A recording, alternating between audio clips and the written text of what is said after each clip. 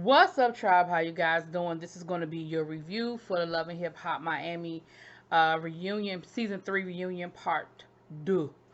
So go ahead and hit that subscribe button, and I hope you like this video. So look, we pick up where we left off with Trina acting a damn fool, cussing, going off, trying to get to Nikki natural. Of course, they're not going to let that happen.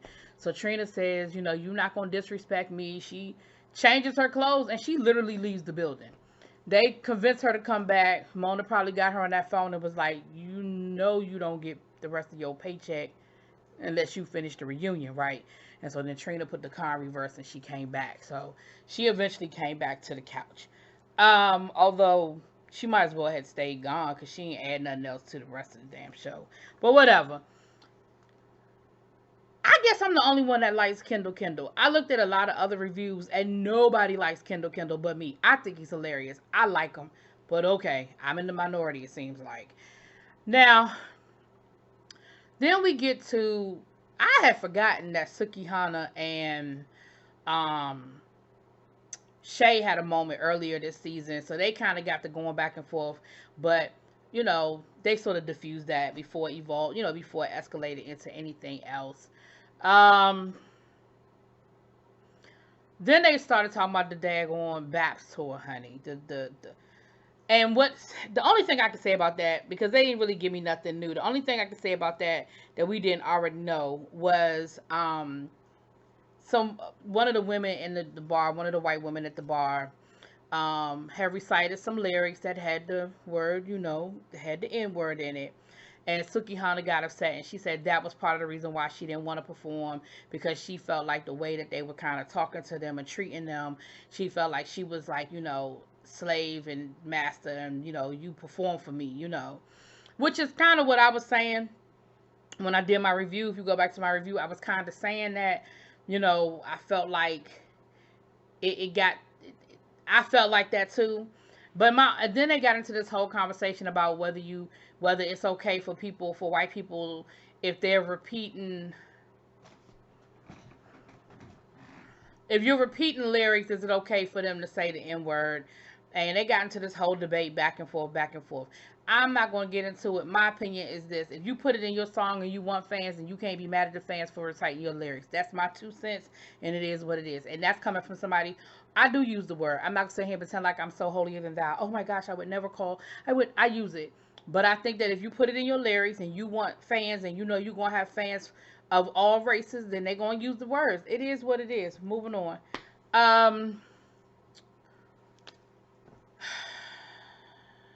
What else? It was only one really, really like interesting thing that went down, but I'm trying to go on order. Amara was saying, and Amara brought up a good point. She said, I've been told that I can't say the word, but I grew up in the projects, and this is, I grew up, but she said, so, as a Afro-Latina person, sometimes I don't know where I'm allowed to fit in, where I'm allowed to be. So that was that was an interesting point. So then, we get to Brisco. Now, this was probably the only interesting part of the whole damn reunion. They had this whole thing with Brisco and his, what's her name, Michi. They're working things out. Now, she didn't say they were cello. He didn't say that they were back together. I mean, she didn't say they were back together, but she said they were working on things and things were moving in the right direction. Well, everybody else is sitting on the stage looking like the cat that swallowed the canary. Come to find out, we have Miss Twerking for Jesus backstage with Kendall. Kendall talking about she got something to say. So they bring her out on stage, and they end up showing footage of Brisco. I thought they were going to bring up the whole thing with him and Joy, and I was like, that was so weak. But no, they got me. They had footage of him kissing on Chamillionaire, Twerking for Jesus. And she said that she didn't know about cello, that he didn't tell her, and that she not that kind of chick. She not trying to, take nobody else's man. Of course, cello trying to fight him. They got to separate them. They get security because she trying to, fight his ass. And he's sitting there like it ain't no big deal. He like, I mean, I don't know, he didn't seem apologetic. He didn't seem like he was sorry. He didn't try to explain it away. He didn't try to say, well, that happened before me and her got back together. Like, that would have been my thing. I'd have been like, well, that happened before me and her got back together. But, I mean, he had nothing. He had nothing. Then come to find out, him and Tip was messing around. I said, what? Now, this whole storyline was about him trying to get the old girl back. And even then, but you know what his attitude came down to? His attitude came down to the fact that he's probably cheated on this woman multiple times and she always took him back. And so in his mind, okay, she gonna be mad, she gonna act a fool, she gonna scream, she gonna yell, but at the end of the day, I know I'm gonna get her back. And that was sort of his attitude about it. She said she was done and it was over. And then he gonna say, well, you know, me and her need to talk. Me and Cello need to talk. And, you know, me and Chameleonaire, we need to talk too. And that ain't Chameleonaire. Anyway, it's working for Jesus. We need to talk too. And it was just like, his whole, I don't know, Brisco, I was kind of liking you, but the way you acted when that whole situation went down, I was just like, I don't know what your deal is. I really don't know. I really wasn't happy about how that whole thing went down, and I don't really know what your deal is, Brisco. You really disappointed me with that. I mean, and then, you know, twerking for Jesus was like her period is late. Ain't nobody worried about that. Your ass ain't pregnant. So that whole thing went down, and that was really the most exciting part of this damn reunion. So then they get into Trick and Joy and Trina, and then the whole thing with Trick and his health. And Trick was like, look, I ain't no workout kind of dude. You know, he said, I got my medicinal card now, so I get my weed, but I get it legally now. I'm not driving anymore because, you know, in case I have a seizure or whatever the situation is. He said, and, you know, maybe I will try something later on. He said, but at this point, I don't want to take all of those medicines with the steroids and everything else and all the side effects, and I'm just going to have to do it the way I do it. And the people on the stage were trying to tell him that a healthier diet will help, which it legit will. And this is coming from somebody who needs a healthier diet. But it legit will help, but Trick just ain't trying to hear it. But it is obvious that him and Joy are still working on something. They wouldn't commit or confirm anything, but it's clear that they're working on something, and I'm happy for them.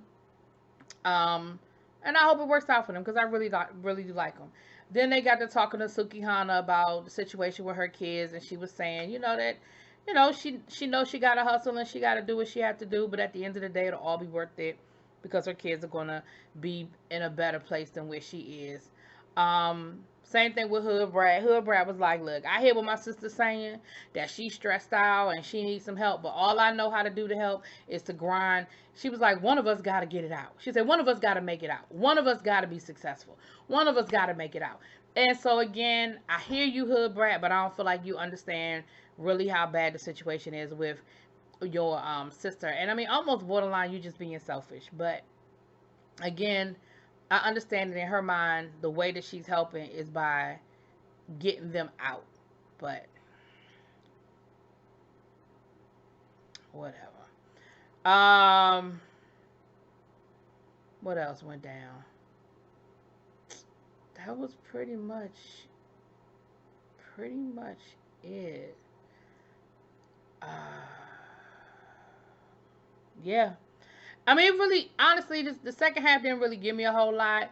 Um, you know, everybody just basically ended on a kumbaya note. You know what I mean?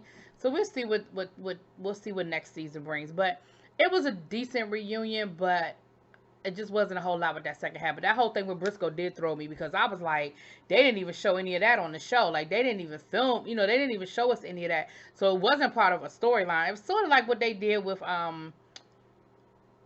old dude from first season, the shampoo poppy dude, where they waited to the reunion to show this footage that nobody had ever seen before, and it was kind of like, well, what the hell?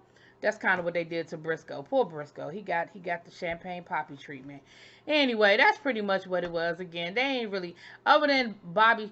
Oh yeah, Bobby kept getting on my nerves, and Trick even had to check Bobby. Trick told Bobby shut up, and he wasn't the host, and Bobby tried to act like, oh, he just trying to flirt with Claudia because Joy ain't out here. No, he was saying what everybody was thinking. Shut up and get a storyline next season. I don't know. Pay somebody to date you. Go back in the studio. like I didn't hear nothing about Bobby making music this season. Like the whole season, I didn't hear nothing about him being in a studio, a record, nothing. What are you doing, Bobby? What are you doing? I need you to get a storyline, Bobby.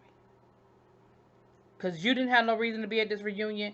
JoJo ain't had no reason to be at this reunion. And for real, after the first half, Shay ain't had no reason to be at this reunion. After they talked about the whole thing with Amara and the brother, and they never went back to Amara either. So, anyway, ciao.